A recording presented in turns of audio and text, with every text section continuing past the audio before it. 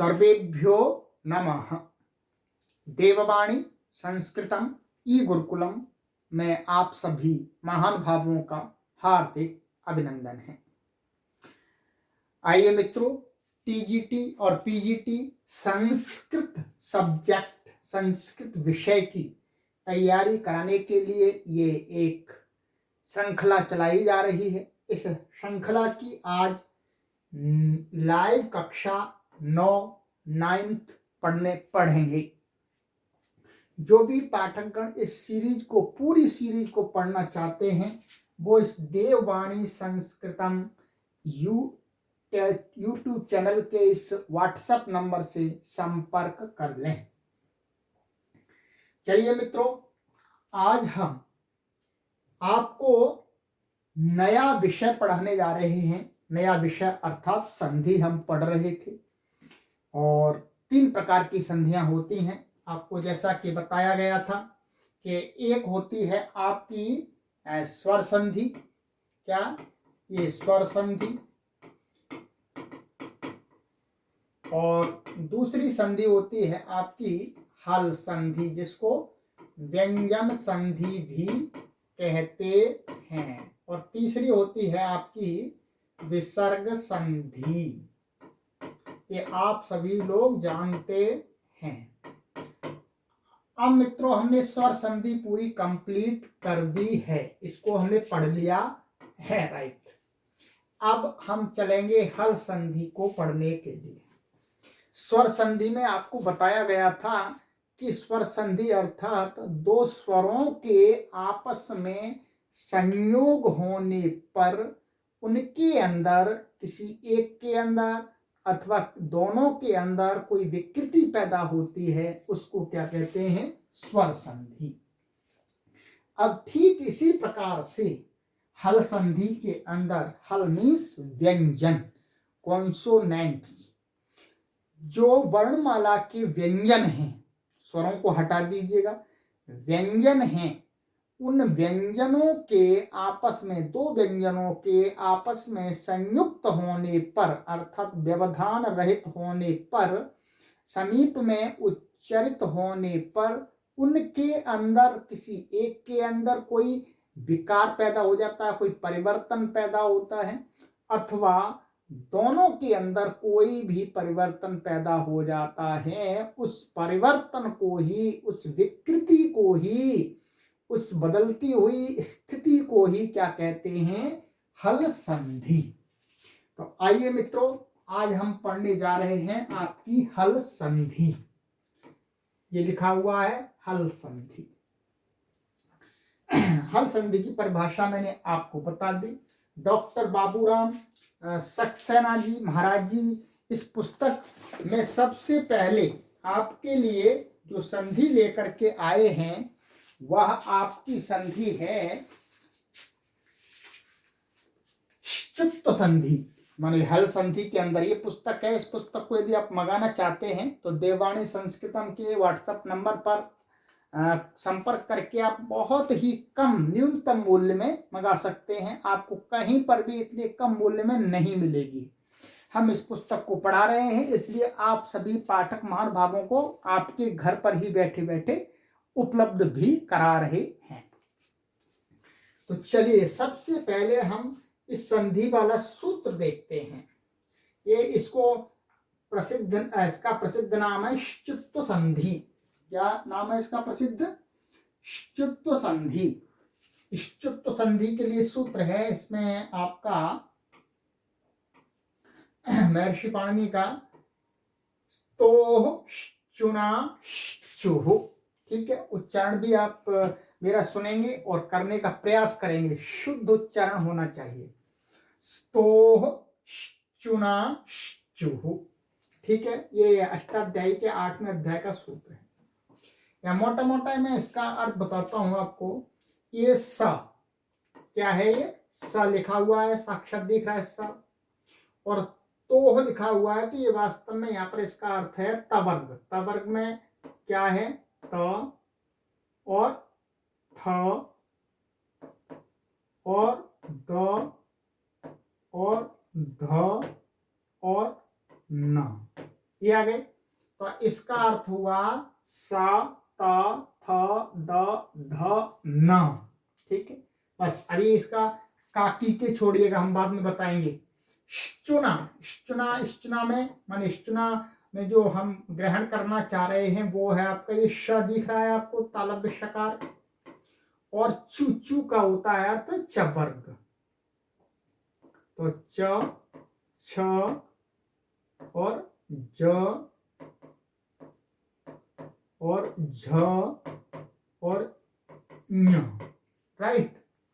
बस इतना ही है इनके अंदर।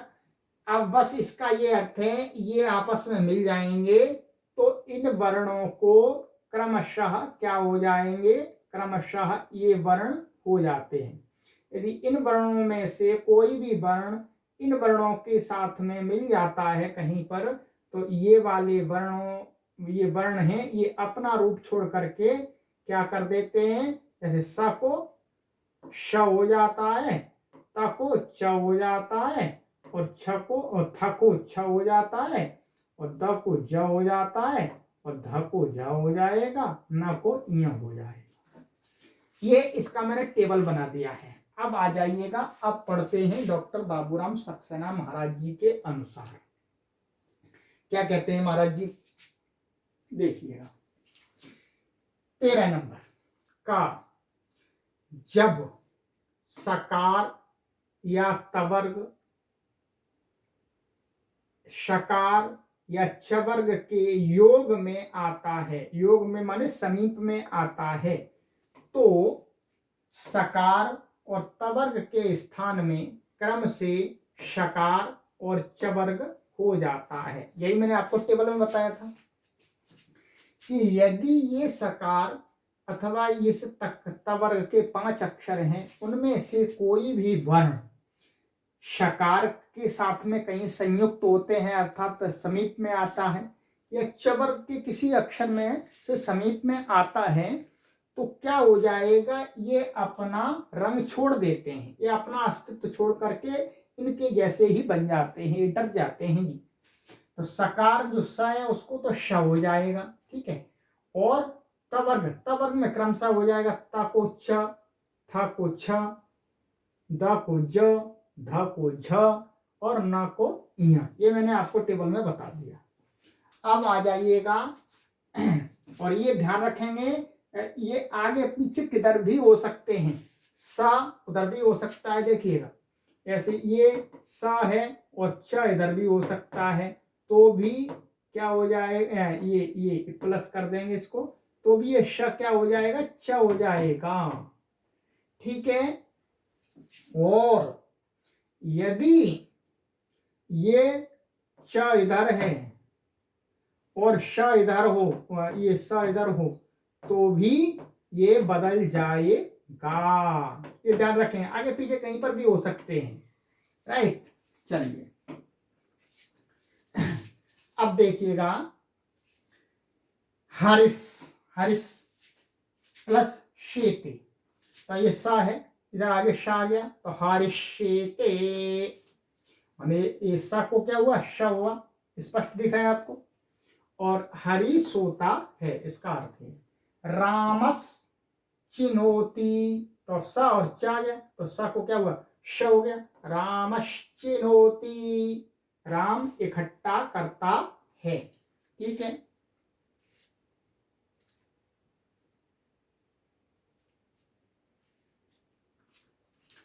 सत्य प्लस चित्त, सचित, सत्य, सत्य और जान, चित्त का अर्थ है जान, सत्य का माने सत्य। शारंगिन प्लस जया, तो यहाँ विसर्ग भी है, या जय, जय ये लोट लकार का है, लोट लकार में भी बन जाएगा जय, तो जय माने शारंगिन जय, तो न को ये चवर का आ गया, तो न को क्या हुआ, इसको य हो गया, तो हे विष्णु जय हो, आप जय हो, विजयी हो। सत्य प्लस शिष्य, सच्छिष्य, ठीक है, अच्छा शिष्य, तो ऐसा ये अभी इस सूत्र से च हो गया है, ठीक है, परंतु इसका जो प्रयोग होता है वो क्या इस प्रकार से होता है, इसे सच्छिष्य ऐसा हो जाता है। ठीक है, ये ऐसा प्रयोग मिलेगा आपको। तो उसी बात को आगे लिख रहे हैं, इसका सच्छिष्य, ये रूप आगे सच छोटी जो सूत्र आ रहा है संधि का उस नियम में बताया जाएगा। तो ये जो श है, श को भी छ हो जाता है किस सूत्र से, षष्ठ छोटी से। तो इस सूत्र में माने माने श्चुत संधि से तो केवल इस ता को च कर दिया, बस इतना ही इसका काम है। चलिएगा अब आगे चलते हैं। ये आपका श्चुत संधि का पूरा यहाँ इन्होंने उदाहरण बता करके दिखला दिया। अब देखिएगा अपवाद भी होता है जी, कहीं पर अपवाद, हर में अपवाद होता है। तो ये अपवाद बता रहे हैं कि ये संधि, ये वाली शर्त कहीं नहीं लगती है। कहाँ नहीं लगती है, तो इसके लिए इन्होंने एक सूत्र भी बताया है, देखिएगा महर्षि पाणिनि का है शात। क्या है, शात, ये शात सूत्र है। शात का अर्थ है केवल ये श, स से उत्तर माने श के बाद में यदि त वर्ग आ जाएगा या स आ जाएगा तो नहीं होगा। केवल श की बात कर रहे हैं, च वर्ग की बात नहीं कर रहे, श की। श से बाद में यदि ये स त वर्ग आते हैं तो उनको स को श और च वर्ग को त वर्ग नहीं होता है। आइएगा पढ़ते हैं ऊपर, देखिए अपवाद। जब तवर्ग, जब देखिए तवर्ग श के बाद आते हैं तो उनके स्थान में च वर्ग नहीं होते। ठीक है, ये केवल तवर्ग है। तवर्ग जैसे विष प्लस नाह, विष नाहा, राइट। तो ये श आ गया इधर, इधर तवर्ग का ना आ गया तो यहाँ पर नहीं हुआ, ये ऐसा का ऐसा ही रहा। जैसे प्रश प्लस नह प्रश्नः, ठीक है, यदि हो जाता तो इस न को क्या हो जाता, इया हो जाता तो गलत बन जाता। यहाँ पर भी इया हो जाता तो गलत बन जाता जी। ठीक है, ये गलत बन जाता। तो इसलिए महर्षि पाणिनि ने सूत्र बना दिया शा, माने श वर्ग से उत्तर त वर्ग का कोई अक्षर होगा तो उसको नहीं होता है। राइट, चलिए अब आगे आ जाइए।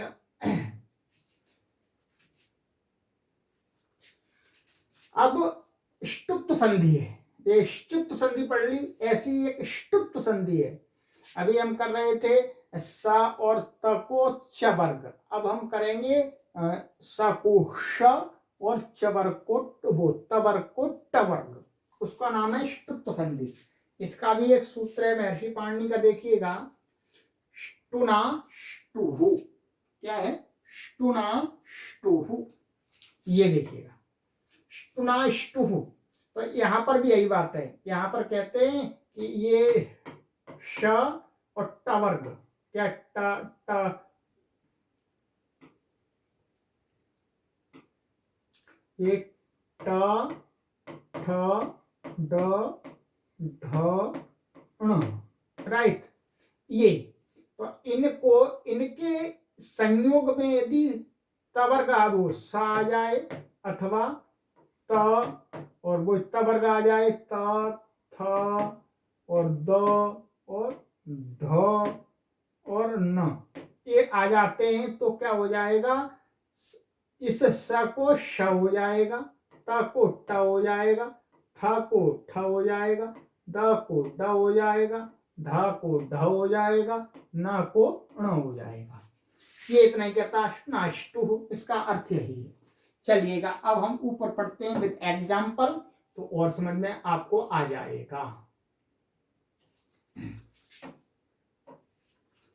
जब सा अथवा त वर्ग श, ये मूर्धन्य श है, ठीक है, श या ट वर्ग के योग में आता है तो स के स्थान में श, त वर्ग के स्थान में ट वर्ग हो जाते हैं। वही बात है, पहले वाली पूरी बात है, केवल च वर्ग के स्थान में यहाँ पर क्या हो गया है, ट वर्ग और स आ गया है।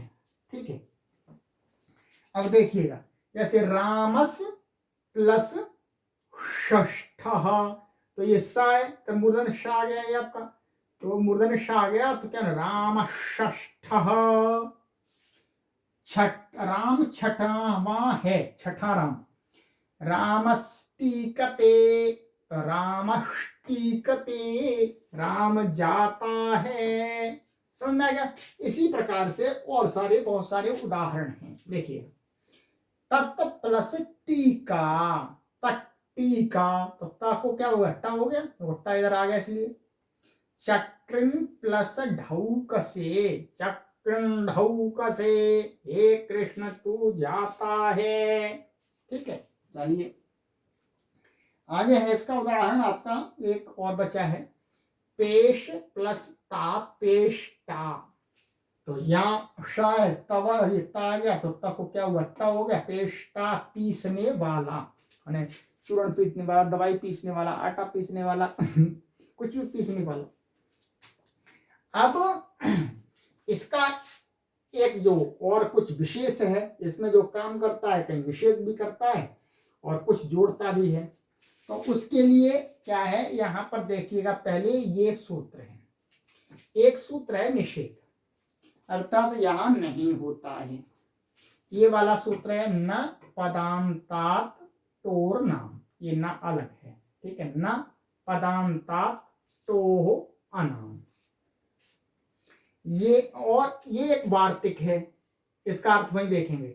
अनाम नवति नगरीणामिति वाच्यम। ठीक है, ये सूत्र क्या कहता है, आइएगा। न पदांता टोर नाम, ये बहुत सरल अर्थ है। ठीक है, देखिएगा कहते हैं पदांत, पदांत टवर्ग। पदांत टवर्ग का अर्थ है माने शब्द के अंत में यदि टवर्ग का कोई वर्ण होगा, शब्द के अंत में, फिर उससे परे नाम, क्या है, नाम। नाम, नाम ये प्रत्यय है। प्रत्यय क्या है, नाम ये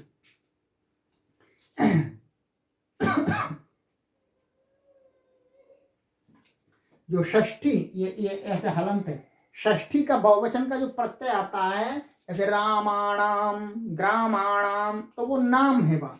तो नाम अर्थात षष्ठी का बहुवचन का है ये। तो कह रहे हैं षष्ठी बहुवचन का जो प्रत्यय है, तथा नवती शब्द और नगरी शब्द, इनको माने इनके इनके नकार को, नकार, इनका जो न है, इसमें भी न है, इसमें भी न है और इसमें भी न है, को छोड़कर कोई तवर्ग वर्ण या सकार हो तो उसके स्थान में टवर्ग या शवर्ग आदेश नहीं होता। ठीक है, ये मना कर दिया। यहाँ पर क्या किया, देखिए ऊपर सूत्र से हमने नियम कर दिया था कि टवर्ग और स का यदि श या टवर्ग के साथ में कहीं मिलन हो जाए, भेंट हो जाए, तो क्या है, वो स श हो जाता है और तवर्ग टवर्ग हो जाता है। राइट। अब मित्रों क्या देखना है, कहां नहीं होता है। एक तो ये षष्ठी कह रहे हैं कि यदि टवर्ग, टवर्ग से परे, ठीक है, पूर्व में नहीं, पूर्व का निषेध नहीं, परे, प्रत्यय परे होता है। क्या टवर्ग, टवर्ग है, टवर्ग का कोई अक्षर है, ट ठ ड ढ, उससे उत्तर यदि नाम आ जाए, नाम अर्थ षष्ठी का बहुवचन का प्रत्यय, और अथवा नवती शब्द आ जाए, ठीक है, और अथवा नगरी शब्द आ जाए, तो इनके जो ना, इसको ना है और इसको, इनको तो टवर्ग हो जाएगा। परंतु इससे भिन्न, इससे भिन्न कोई तवर्ग का वर्ण आ जाए अथवा स आ जाए, तो उसको स को श नहीं होगा, तवर्ग को टवर्ग नहीं होगा, नहीं होगा। उस सूत्र से प्राप्त था तो निषेध कर दिया। अब देखिएगा एग्जाम्पल में, देखिएगा आप उदाहरण में, तब आपको समझ में आ जाएगा। चलिएगा देखिए मित्रों, ये षट शब्द है, ठीक है, ये संतः। तो देखिएगा षट ये एक शब्द है पूरा, तो ये पद के अंत में, ये शब्द के अंत में, पद के अंत में अर्थात शब्द के अंत में क्या हुआ, ट है, आगे सा आ गया, तो अब इसको नहीं हुआ, षट संतः, इसने मना कर दिया, न पदांता टो न, शब्द के अंत में ट वर्ग है, उसके बाद में स या त वर्ग आता है, तो उसको मूर्धन्य श या ट वर्ग नहीं होगा। और देखिएगा षट ते, तो यहां पर भी शब्द का अंत ट है और आगे ता आ गया है, तो इसको नहीं हुआ, षट ते ऐसा का ऐसा ही रहेगा, इसको ट वर्ग में ट नहीं हुआ, तो यहां पर मना कर दिया। परंतु, परंतु ये जो यहां बताए थे नाम और इनको तो हो जाता है, ऐसे षट षट को षड हो जाता है संधि से, आगे संधि पढ़ेंगे हम उससे, तो षड प्लस नाम, तो अब देखिए ये नाम क्या प्रत्यय का है, तो ये जो ड है ये ट वर्ग का है, ये और इसकी क्या होती है पद संज्ञा, इसकी व्याकरण सूत्र से क्या हो जाती है, पद संज्ञा हो जाती है, तो पद संज्ञा पद के अंत में है, इसलिए उससे उत्तर नाम है, तो क्या बना शरण नाम। ठीक है, इसकी दो पद संज्ञा होती हैं, ये एक शब्द है, ये पूरा शब्द है, शरण नाम माने षष्ठी का है संस्कृत में, तो इतने की भी पद संज्ञा हो जाती है और इस पूरे की भी पद संज्ञा होती है, ये आपको व्याकरण में ज्ञात हो जाएगा। ठीक है, अभी आपको उतना ही देखना है। और ये षड प्लस नवति षण्णवति, ठीक है, षड प्लस नगरीय षण्णगरीय, तो में ट वर्ग आदेश हो जाता है, तो यहां तो ट वर्ग हो गया, न कोण हो गया, हो गया, देखिएगा यहां पर भी होगा, तीन इन शब्दों में तो हो जाता है पदांत ट वर्ग से उत्तर, और दूसरों से उत्तर दूसरे होंगे उनको नहीं होता है। समझ में आ गया होगा, क्लियर आपको, ये आपको अपना ध्यान रखना है कि कॉम्पिटेटिव एग्जाम में कहीं कोई प्रश्न आ जाता है और मतलब ऑप्शन दिया जाता है कि भाई यहाँ हो जाएगा, तो ध्यान रखना है, इन तीन शब्दों को ध्यान रख लेना है, फिर और ध्यान रखना है कि ट वर्ग से क्या है बाद में कोई भी स या त वर्ग आ जाए तो उसको नहीं होता है, वो वैसा का वैसा ही रहता है। राइट, चलिएगा अब आगे चलते हैं। कहते हैं घ, यदि त वर्ग के किसी अक्षर के बाद श आवे तो उसके स्थान पर मूर्धन्य, मूर्धन्य मीन्स ये त वर्ग को ट वर्ग नहीं होता है, ये बात भी ध्यान रखनी है कि ये भी अपवाद आपको, कि यदि त वर्ग, अभी ट वर्ग की बात करें, त वर्ग के किसी अक्षर में त थ द ध न, पांचों अक्षरों में से के बाद श आ जाए, तो उसके स्थान में माने उनके स्थान पर मूर्धन्य नहीं होता है, अर्थात त वर्ग को मूर्धन्य आदेश नहीं होता। जैसे सन प्लस षष्ठा, तो यहाँ त वर्ग आ गया, पर त वर्ग का ना आ गया, आगे श आ गया, तो इसको क्या प्राप्त हो रहा था, अण प्राप्त हो रहा था पहले वाले नियम से, जो नाष्टु से, तो नहीं हुआ, निषेध कर दिया, नहीं होता है। इसके लिए भी महर्षि पाणिनि का सूत्र है आपका, ये देखिएगा, तो शी माने त वर्ग से उत्तर श के परे रहते भी ये ष्टुत्व नहीं होता है, ये वाला नहीं होता है। ठीक है, तो ये ष्टुत्व संधि के लिए ये आप तीन सूत्र याद कर लीजिएगा, ये चौथा वार्तिक इसी के अंदर है। ठीक है, आपकी ष्टुत्व संधि संपूर्ण, इसके अलावा नहीं है। अच्छा जी, ये तो आपकी ष्टुत्व संधि कंप्लीट हो गई मित्रों। तो आज की हम इस कक्षा में आपको इन दो संधियों को ही रखते हैं, एक ष्टुत्व संधि और एक आपकी ष्टुत्व संधि। इनको आप अच्छी प्रकार से पढ़िएगा। आगे की कक्षा में मैं आपको पढ़ाऊंगा ये विशेष संधियां, ये सारी व्यंजन संधि बार बार लगती हैं, ये झल संधि माने इसको हम कहते हैं जश संधि। तो आइएगा, इसको हम आगे की कक्षा में आपको पढ़ाना आरंभ करते हैं। तब तक आप इसे अच्छी प्रकार से पढ़िएगा। और मित्रों देखिएगा, हम भी संस्कृत भाषा के प्रचार और प्रसार के लिए कार्य कर रहे हैं, संस्कृत के विद्यार्थियों की सहायता के लिए, कि उन्हें अच्छे यदि अध्यापक कहीं नहीं मिलते हैं पढ़ाने वाले उनके क्षेत्र में, या उनके पास में उतनी साधन नहीं है, वो फीस नहीं दे सकते हैं, परंतु संस्कृत भाषा की तैयारी करना चाहते हैं, संस्कृत भाषा में अपना अच्छा कैरियर बनाना चाहते हैं, उन सभी विद्यार्थियों के लिए मैं कार्य कर रहा हूं मित्रों, all over the India, Bharat के अंदर और भारत से बाहर भी। इन कक्षाओं से आपके इग्नू अर्थात जो प्राइवेट भरते हैं ओपन से, उन सभी को लाभ होने वाला है।